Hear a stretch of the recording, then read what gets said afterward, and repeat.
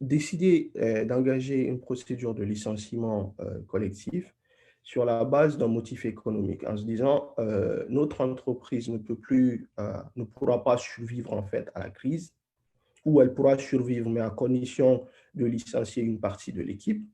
Donc ça, ce sont des motifs économiques à justifier. Voilà un peu la procédure qui est prévue dans notre Code du travail. Premièrement, il faut informer les délégués syndicaux ou les salariés de l'entreprise. Donc, si les salariés ou leurs représentants doivent être informés, et l'entreprise, en fait, doit préparer un plan de licenciement. Le plan de licenciement doit inclure, en fait, les motifs, doit inclure également le nombre de salariés qui est visé, les catégories de salariés à licencier, la période de notification et les mesures pour faciliter le reclassement, en fait. Donc, c'est vraiment un document qui explique pourquoi la procédure doit être mise en place, le nombre et les impacts, en fait.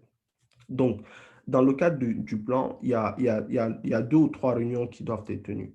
Le plan doit être d'abord soumis aux salariés, aux délégués syndicaux, 7 jours avant la première réunion. Donc, on prépare le plan, on l'envoie aux salariés ou à leurs délégués 7 jours après la réception du plan, on tient la première réunion, au moins 7 jours avant. Ensuite, le plan de licenciement est également envoyé à l'inspection générale du travail.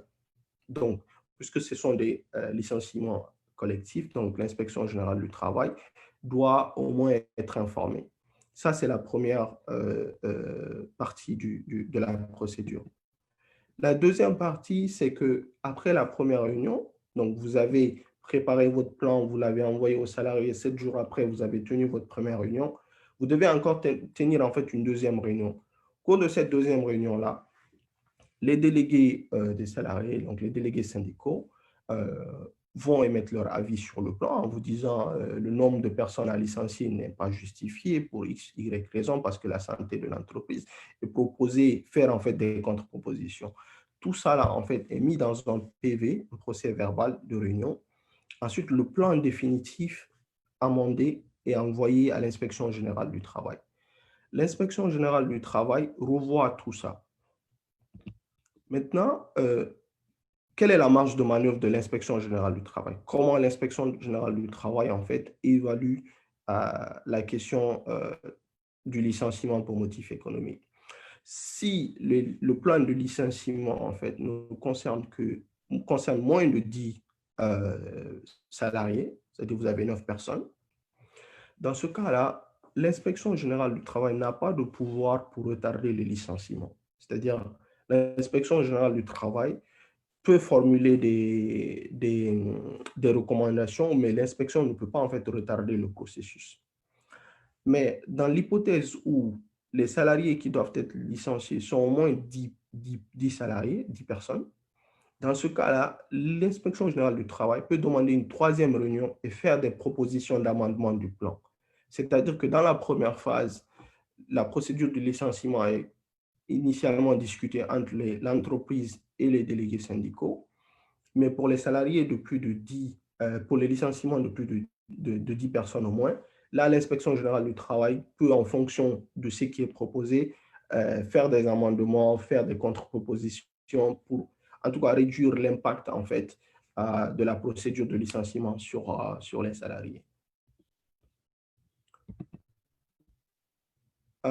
Donc, là, si tout ça est acté, le licenciement se fait par lettre motivée, adressée en recommandé ou remis aux lettres en fait remises en main propre.